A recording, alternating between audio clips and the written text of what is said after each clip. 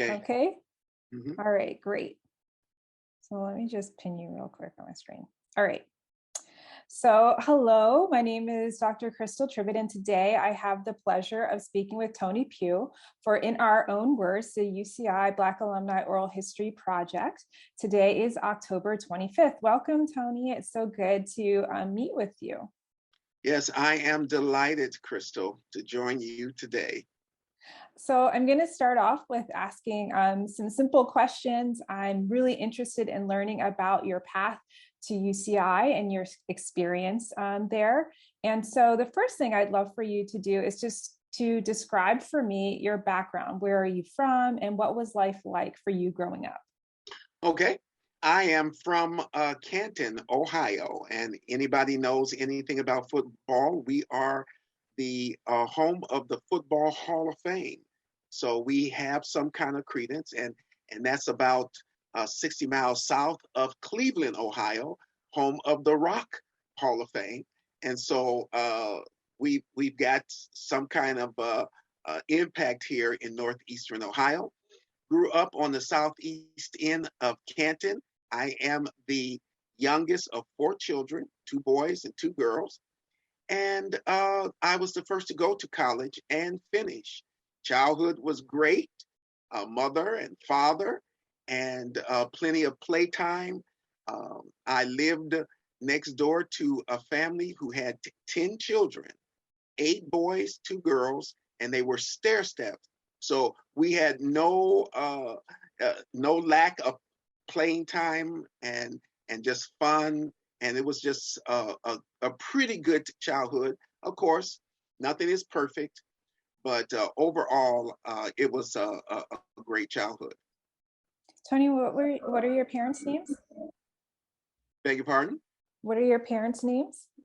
Okay, my mom is named May Pugh, and my father, Charlie Pugh. And they were both from the South. They migrated to Ohio once they got married. Which part of the South? Alabama. Okay. Thanks for sharing that. So where did you go to high school? I went to high school at McKinley High School. And when you were in high school, what were your plans for college? Did you have plans? Did you know what you wanted to do? What did you imagine for yourself? Well, they started grooming us early, like in junior high, certain classes, college prepped. You took tests, and if you did well, then they just kept you on a conveyor belt to keep you focused. Wasn't sure what I wanted to do until I got into a play at the Canton's Players Guild. It's a main theater in Canton. I got bit by the drama bug. And then also in high school, I was in speech, did quite well there, went all the way to the States. So by my junior year, I knew I wanted to go into theater, acting. In fact, if you use your imagination, you're talking to Denzel. I love it. So, where did you end up going to college? Because I understand you transferred to UC Irvine. So, where did you go to college first? I got a scholarship, a partial scholarship at the University of Wesleyan, and that's in Bloomington, Illinois. And I got accepted in the drama department. It was a school of drama. And how was that experience for you? When did you enroll, and how long did you stay there? Okay, I enrolled in 73, and I went 2 years there at Illinois Wesleyan. It was a terrible experience. Now you have to understand, we're in 73. They didn't even have makeup for African American actors. You know, I remember being in my first show, and the guy put flower, white makeup on me, and he said, "What's going on?" He said, "Maybe it's the lighting." So he put me under lighting, and he couldn't understand why it looked like flour on my face. Now, this is what we had to endure.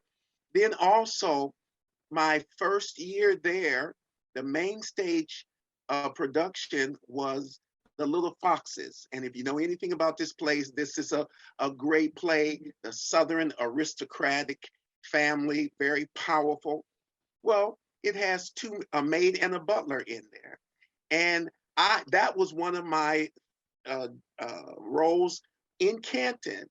So there was a big protest about how African Americans were portrayed on the theater, and why did we have to pay the same amount of tuition and get a lesser role.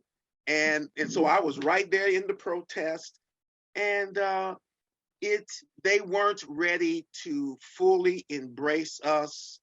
I saw that we were going to be typecast. And so it was a very bitter, it was harsh. I was very angry, wasn't the best experience. And so after 2 years, I left in a huff with a 1.2 grade average, and just broken. I got all F's and I got an A in speech. And so then I had to apply to UCI, and they says, no, we can't take you. Look at your grade point. Look at, what's going on. But I persisted.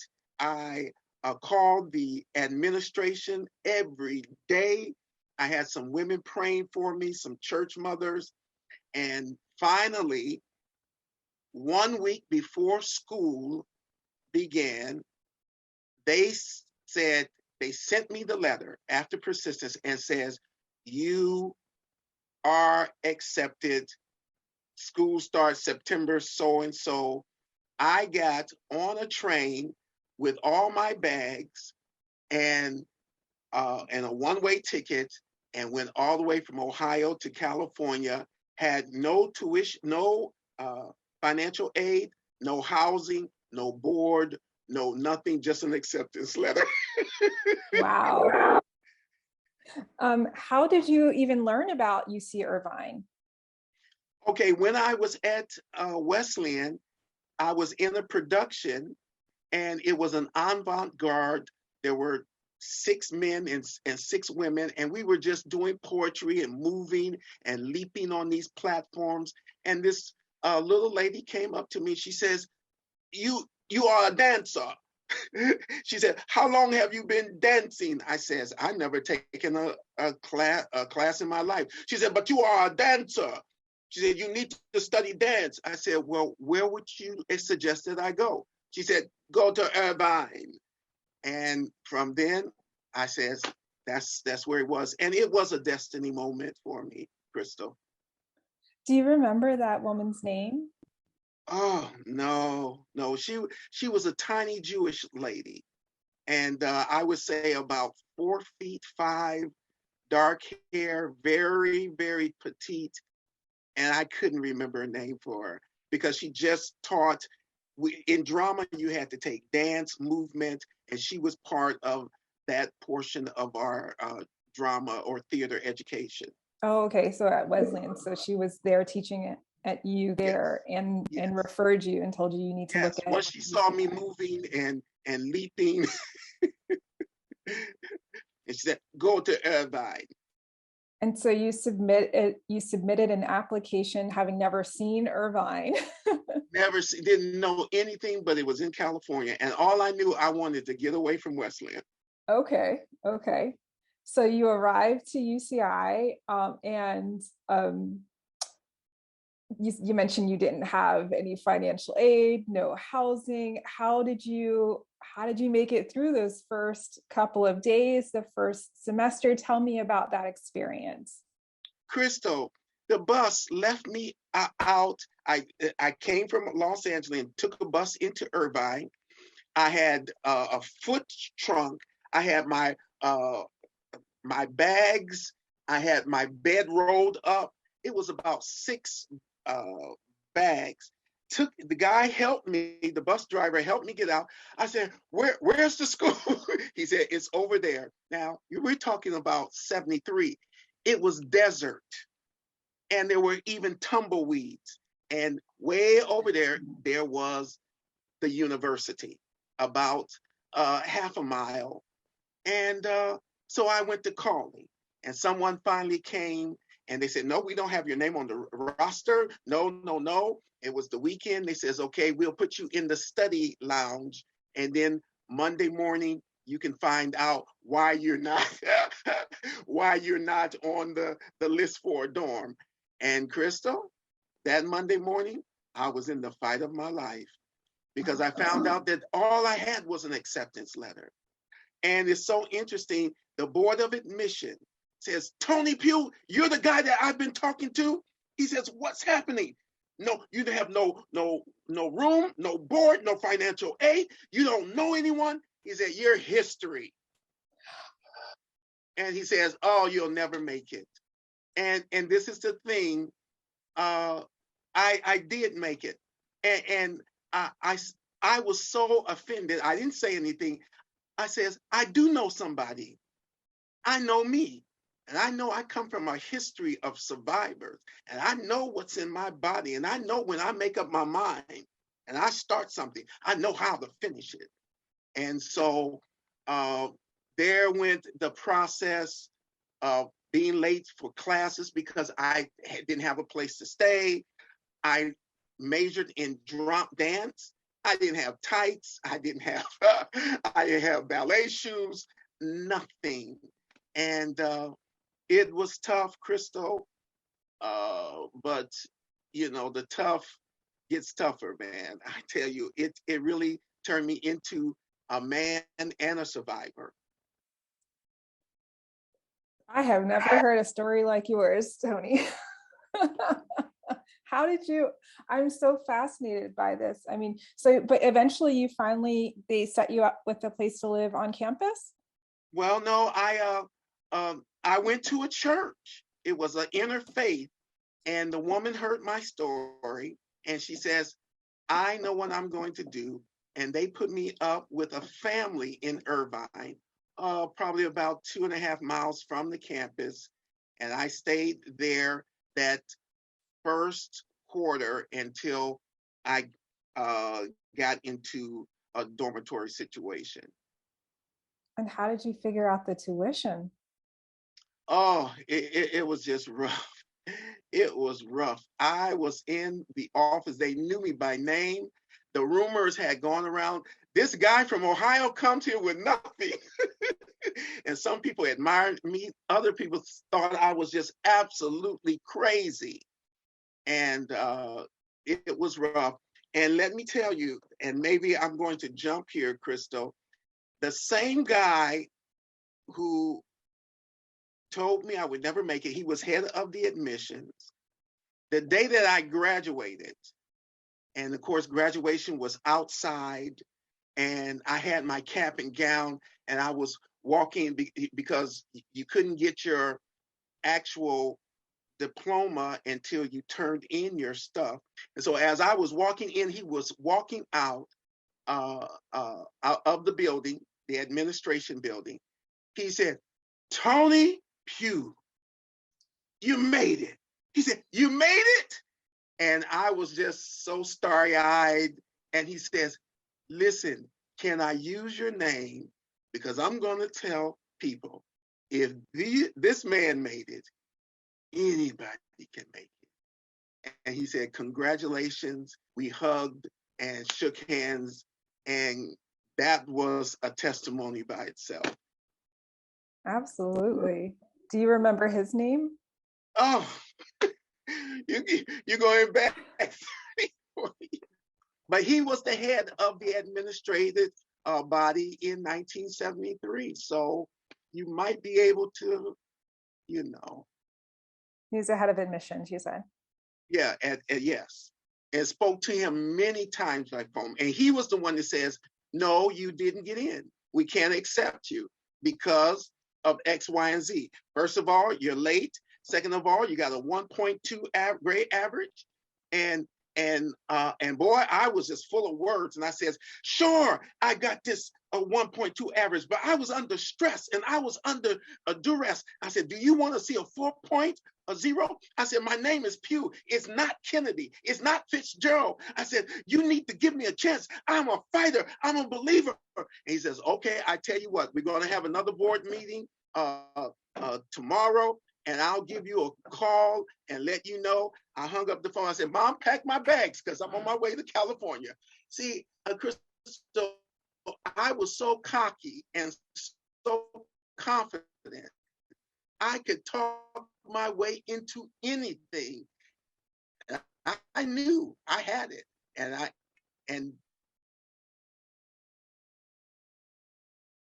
Toni, I think we lost you for a second. And there went the struggle, the battle. Hey, Toni, we lost you for a minute. Yes. I think you're back now. Okay, I see the phone is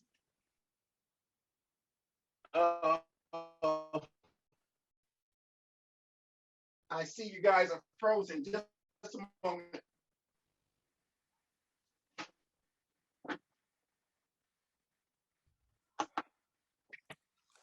Hey, Toni, is this a laptop there? or a PC? Uh-oh. Oh no, we lost him. Yeah, hopefully he'll get back. Yeah. I'm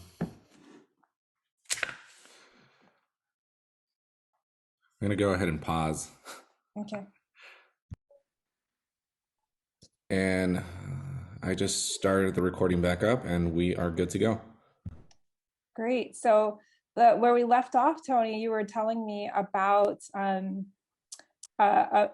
more about the admissions officer and graduation and hugging that officer, the admissions officer, who had mentioned to you that you weren't going to make it, but that you did. So you successfully made it through UCI.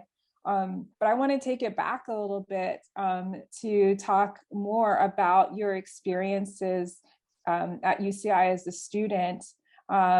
So you get into the classes, you figured out how to enroll. You said you were a dance major. Correct. Can you tell me a little bit about your social life and your experiences during your years? Okay, that first year, Crystal, was just absolutely rough because I didn't have anything. I lived off campus, as I said, with this family, and it was a grandmother, a divorced father, 2 cats and a dog, and their daughter. And it was just a very interesting experience, you know. Nobody in this neighborhood looked like me, but they were very gracious. They extended their home to me. And I caught the bus to to school every day. I did not have anything to eat. And it's so interesting that in the dance department, there was a guy and he heard my story and he says, listen, you can use my food coupon. It was a ticket. He says, I'm living off campus with my friends. So I was able to eat he sold it to me for $5. So I was able to eat and go to the Commons. And I tell you, my tray was just full of food because would be the only meal that I could eat. I had no money. And so I would just drink, and people would look at me because I was probably about 125 pounds wet. And they said, what is this guy doing eating all this food? Well, they didn't know this was going to be my lunch, dinner, and midnight snack. And I did that. And then one day I came to the Commons, and when I handed the girl my ticket, she darted off, and here comes the manager. He says, this is not your ticket. What's going on? And I says, listen, I didn't steal it. A guy sold it to me. He said, you know, that's not right. He said, I said, I am trying to survive. And I told him my story. He says, well, I don't want to see your face in here. Get out of here. He says, how long have you had this ticket? And I says, well, let's put it this way. I gained 5 pounds, and now I got 5 pounds to lose. And that was it. I tell you, it was tough that first year. Then the second year, I became an RA at Prado's. Prado, that was the fine arts dorm. And so there was the tuition, board and room taken care of, and life got a lot easier. And I got the position, the same position the following year. So I was 2 years an RA in Prado, the fine arts dorm. And that really is how I made it through. Tuition wasn't that bad because at that time, I believe you could go to school for $700 at UCI as a out-of-stater. And it was even cheaper if you were in state. So, and of course, things have certainly changed now. What was your social life like? Tell me about your friends or other activities that you participated in. Well, as a fine arts major, it's very, very tight. You're dancing during the day. You're in class and then rehearsals. So it was pretty tight. You get to know the dancers, and it's basically they are your support groups. They are the people that you hang with. And I was focused, very, very focused. So that wasn't an important thing to me.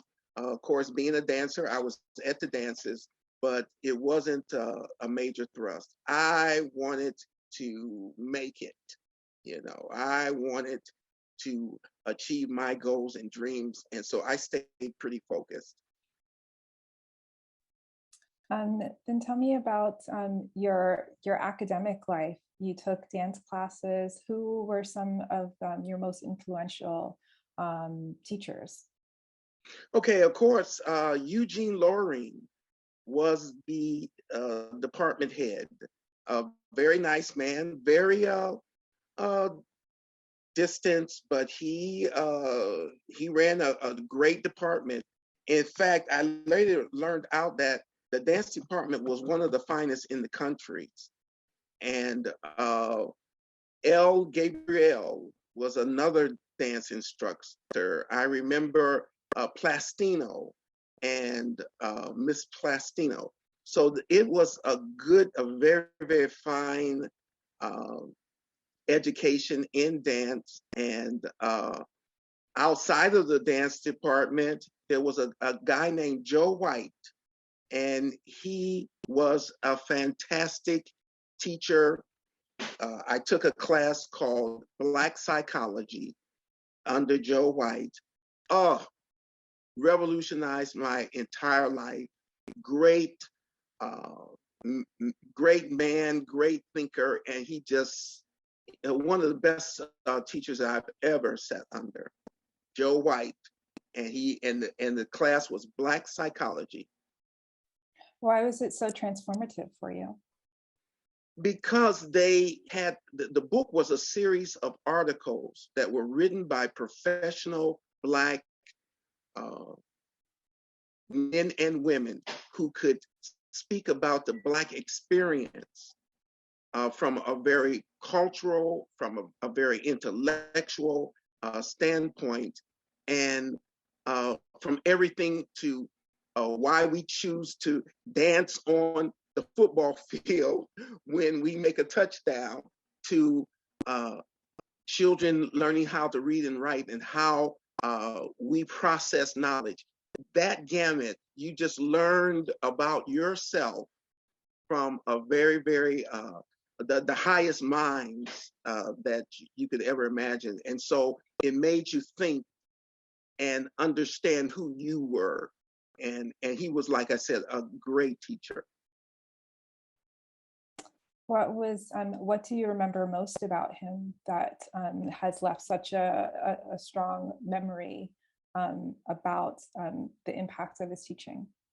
Okay, Joe was bold, and he was humorous, and he would just let you have it. Just a very, very candid and a very, very approachable man also. So those were the aspects that I loved about him.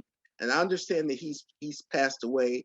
It's been a while, but you would never forget Joe White. Never.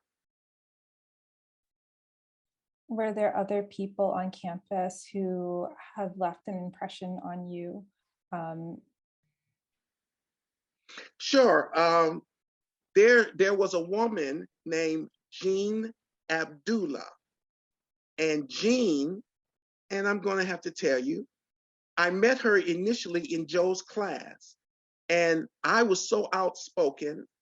And when we had to study together, she would have us all come over to her house, and I would help her write her papers because it was just a discussion, and then you had to write your papers, and she had some trouble with it. And so I helped her write her paper. And one day I went to class, and the teacher came up to me. He says, "You're not on the roster." And I said, "What do you mean?" He says, "You're not on." And that was because I hadn't paid my tuition. And he says, I said, "Well, what does that mean?" He said, "That means that when the class is over, you're not going to get graded for it." He said, "You can stay in." He said, "You're a good dancer, but you're not going to get credit for it." So I was crestfallen, and I was walking around near the library, and here Jean saw me down and out because I was always very peppy. And she just said, "What's going on?" And I told her. And Crystal, do you know, Jean said, come on, go with me." And I said, "Where are we going?" She says, "We're going to the bank." This woman was going to, she's a total stranger except for this class. She was going to pay for my tuition. She was in the graduate housing, and she was an older woman, probably in her 50s or 60s. And I said, "Jean, I will never be able to pay you back." And I says, I called my brother, got on the phone, and I gave it to him. I said, "Here, a total stranger is going to pay for my tuition. You guys have got to help." And I said, Western Union, within 24 hours, I had the money, and that helped me get through it. I will never, ever forget Jean Abdullah. And let me tell you something else here. Jean was a lesbian. She lived in with a woman, and they took her kids from her because of this. And everybody, or many people, ostracized her because of that. She would invite everybody over for her to study and games. And Joe would come, Joe White, the professor, but nothing but men would come because the women didn't care for her. And they labeled her. And I do not care. It just taught me so much. It wasn't about her sexual orientation. It was about her heart. And she was going to give something to me when I was in a dire state. And I will never forget this woman. Never. And I don't even know if she's alive now. But that was a transformative moment for me. And I'm glad I got a chance to say it. That's a remarkable memory, and sounds like a really remarkable person, to be so caring for others, to help see you succeed, for sure. Exactly. You mentioned that that she would have gatherings, and people would show up, and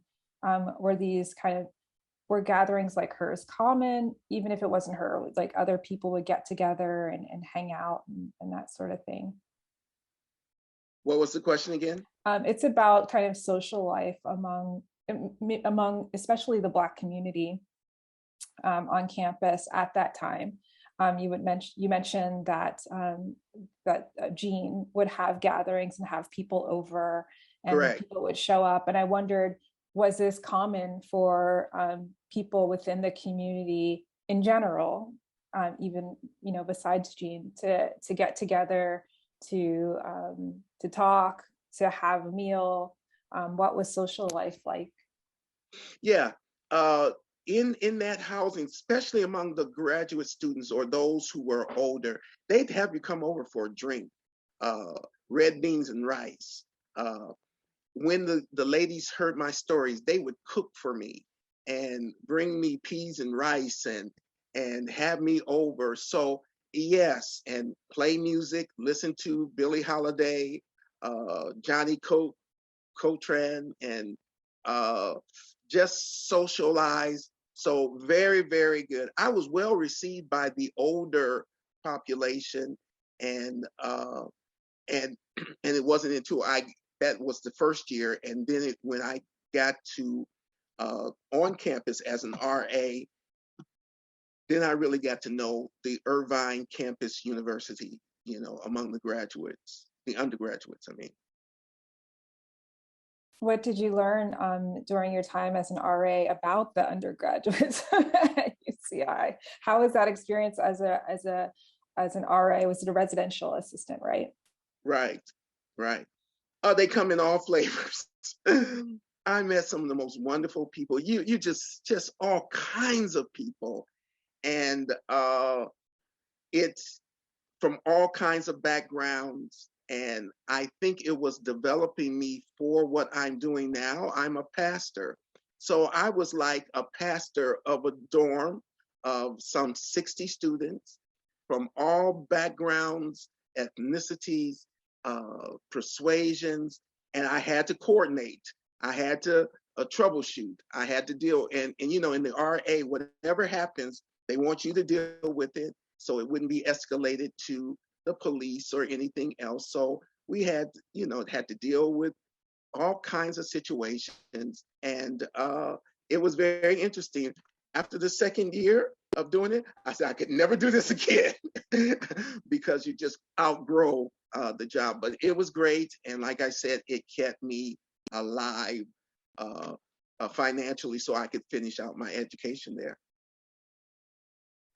You've already shared so many memories, many great ones, because I usually ask people what's their fondest memory of UCI. And I wonder if there's something that you haven't told me about yet that is a fond memory of your time at UC Irvine when you were a student.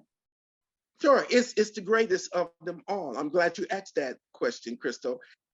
There was a group on campus called Basic, Brother and Sister in Christ. They were a Christian group, and they would always ask me to come. And of course, I didn't mind, but I was always in rehearsal or studying, and I never could. But one time they invited me. I went.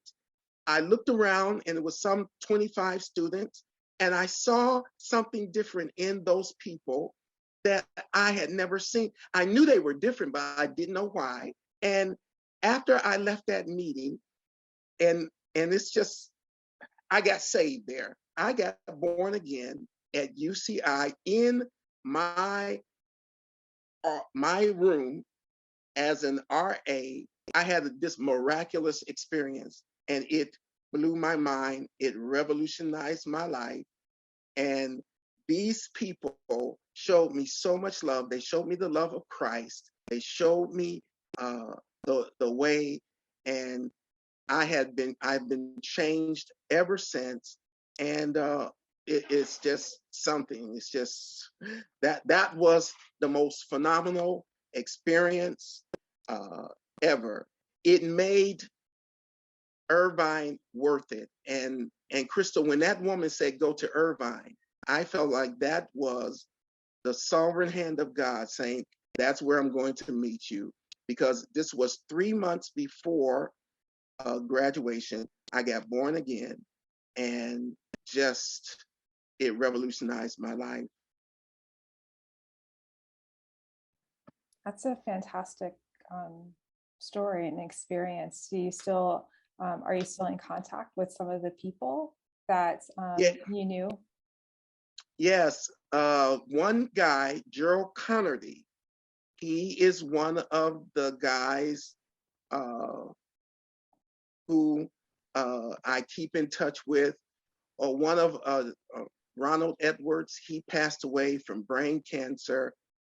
And there's one other, Jack Sapp, had a little contact with him, but Gerald Connor is the one that I keep in touch with to this day.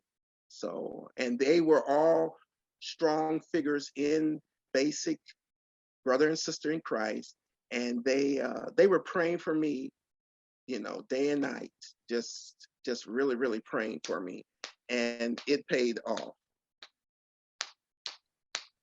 Were there other activities or affiliations you had in groups or with organizations, or even other campus jobs or opportunities while you were at UCI? Yes, I was a tutor. I helped tutor in English, and so that was actually a job and brought income.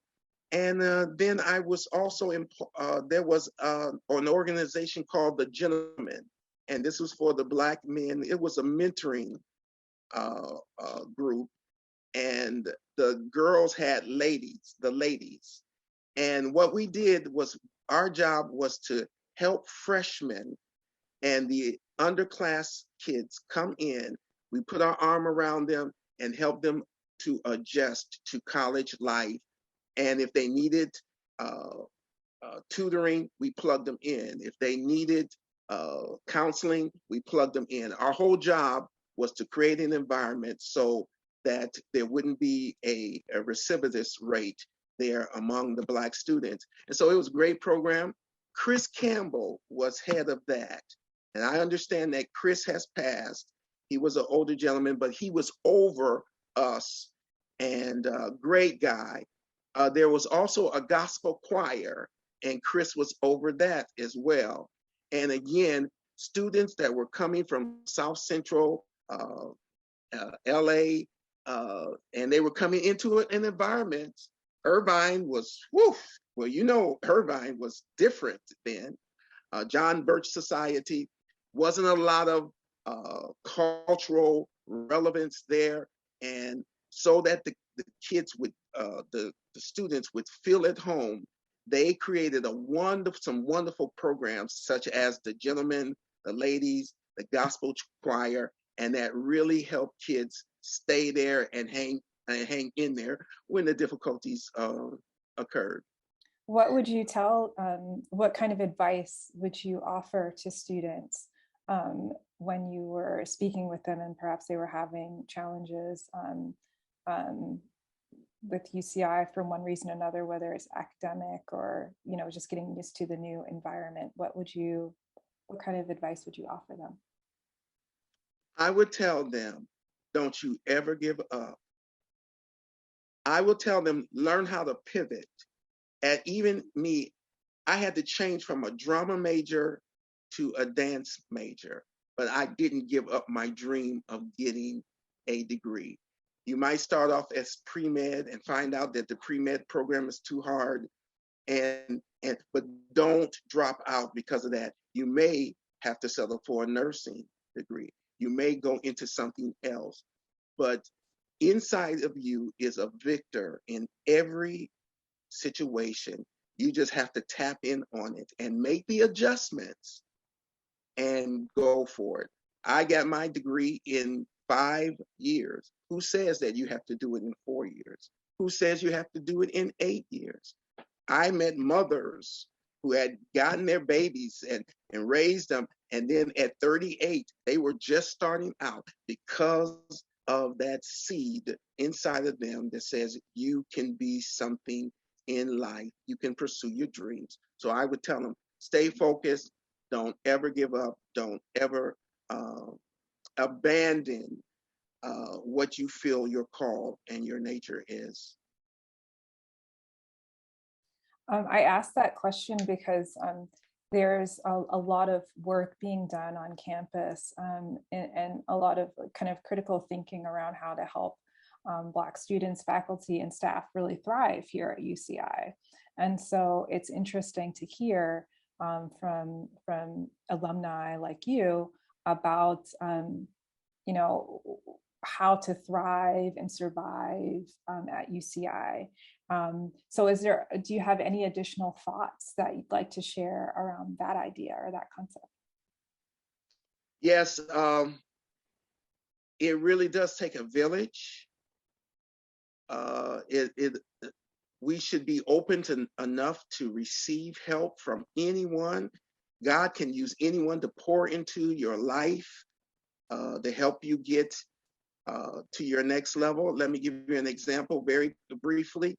At one point, I had a knee injury in dance. I was in a dance and it injured my knee, and I had to take off a whole quarter, and I was limping. And I was about 20 years old, and I was so down and hurting and saying, you know, my life is over, and will I ever dance again? And as I was walking from the dance theater, I ran into a guy. Can't tell you what his name was.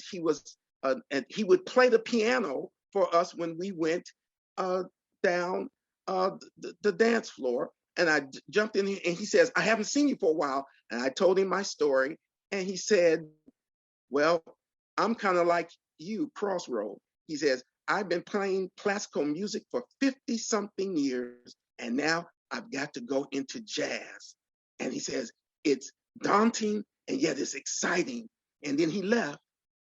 And I said, here is a man who is 67 years old, and or 76, I can't remember which one, and he is excited about a future, and I'm 20 and I'm ready to jump off a cliff because I got a limp. Crystal, it changed me. He poured into me. It gave me hope. And that's what I want to tell any student. Don't let go hope. Hope is a future expectation that things will work out in the end. You don't see it, but you believe in it. And that's what has kept me all these years, hope. Definitely sounds like it's worked out very well for you. Um, at just a few minutes ago, you mentioned how different Irvine is now to when you attended UCI, and you said you started UCI in 1973. Correct. And graduated in 19. Wait a minute. Yeah. Wait a minute. No, it was 75. It had 75. To be 75. 75. Okay, so you started UCI in 1975 and graduated in 1978.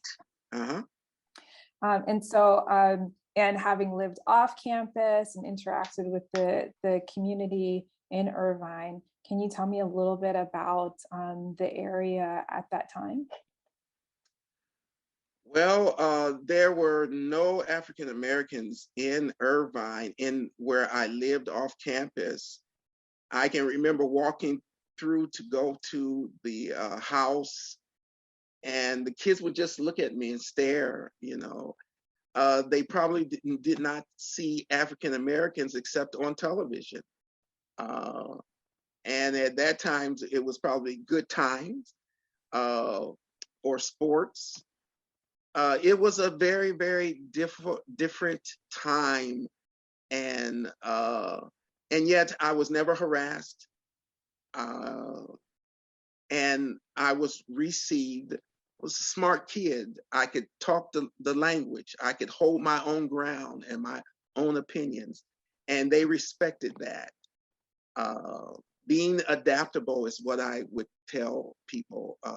Just learning how to fit in, learning other cultures, being on top of things. All of that is a part of your survival kit, and you need to put that in your tool belt. Don't be closed, but be very open, and to learn new things. Because I learned to get Hispanic friends, Asian friends, okay, of course, white, Black, and all of them brought another dimension into me to make me a better human being. So I'm glad for that. Thinking about all of the things that you have in your tool belt, or that you put in your tool belt over the years, are there any additional thoughts you would like to share about how your UCI experience has shaped your life, whether it's your family, social, or career? Yes. As I said, and I'm sorry, I'm moving here because I've got to get something. I got to get a drink of water, and then I'm sorry. I hope I'm not messing this up for you. You want to pause for a second and grab your water? Yes. Can you pause it for me? Yeah. So I'll ask that question again. My question is about how your experiences at UCI have helped shape your your social, your professional life, your trajectory after you graduated. Is there anything that additional that you'd like to share about that? Sure. Well, Crystal, as I said, finding Jesus Christ was the ultimate, and I left there born again, and God called me down from the entertainment industry, and He said to follow Him. He made me a pastor. Of course, I was getting my chops wet as an RA, and so I've been pastoring some 30 years. Something else that God did, He made me an author, and I always loved to write, was decent in English. And after about 7, 8 years, I chronicled my life, and it starts with Wesleyan and Irvine. And the book is entitled, here it is. Can you see it? A Step into Deliverance. And it's an autobiography about my life as a pastor. This book, as a result of really what happened to me at Irvine, has taken me really all over, from Canada to Kenya, California to the Virgin Islands. And I've been on television. I've TCT, TBN, and telling about this story. And it really starts with Irvine. So it launched me into a whole another sphere. And of course, I've met people worldwide. And I really, really, really, I am so grateful for that place and those people that I met, and the experiences, even the unpleasant ones, were all a part of my making and who I am today. I mean, you mentioned, even your both the positive and unpleasant experiences have really shaped who you are. How would you say you overcame the challenges you faced at UCI? Again, I'm a stubborn man. And when I would talk to some of the people, some of my colleagues, they would say, Toni, something about you. You never give up. You just never give up. And I didn't see that as some outstanding attribute, but I guess it was. I just won't quit for anybody. I believe I can make it work, and I think that the experiences that I had at Irvine was a part of that. That was part of the process of endurability, enduring, and the tenacity to not let life take you, but you take life by the horn. Thank you, Toni. Is there anything else that you'd like to discuss that we didn't cover in our conversation? No, I am, of course, I'm married now, father of 3. They are all adults. My wife is British. I met her while I was ministering in England. And we met supernaturally she didn't know me, I didn't know her. And God says she's the one. And I popped the question, and it's 27 years now. And all of that is in my book. I've had an amazing, a bizarre but amazing life, and all of it is in my book. And I wanted to get this book into Irvine's library, and I called, and nobody answered, because I really wanted the students to know that this place is historic to me, and it's like Eden, because this is where I met Jesus Christ. Never heard from them, very frustrated. And then I get this email some 11 years later from you guys. And I just wanted to share my testimony. God is good. He's wonderful. You can, in all you're getting, you better get a relationship with God, because it is the difference. Degrees, education, money, big cars, big houses, they're fine, but they're going to all perish. The only thing we're going to be able to stand before God is our relationship with him through Christ. And I'm so glad I found him. After all of your travels, you've landed back where you started. Is that right? In terms of where you live? Yeah, well, I live in Bolivar. That's just about 15 miles south of Canton. So I built a home out here, and a great place to raise the kids. And but my church is in Canton. Okay. You know. Do you mind sharing the name of your church? Okay, it's called New Dimensions Educational Ministries, and we have my website is www.tonypughministries.org. Right now, because of COVID, we're doing some things, moving more online, you know. But I have the pastoral as well as an apostolic call, and it's nothing has been easy, but it's been so rewarding, and particularly knowing that God has his hand in your hand, and I'm never going to let it go. Toni, this has been wonderful. I have one more question for you. Okay. And that last question is, if you could describe your UCI experience in 3 words, what would those 3 words be?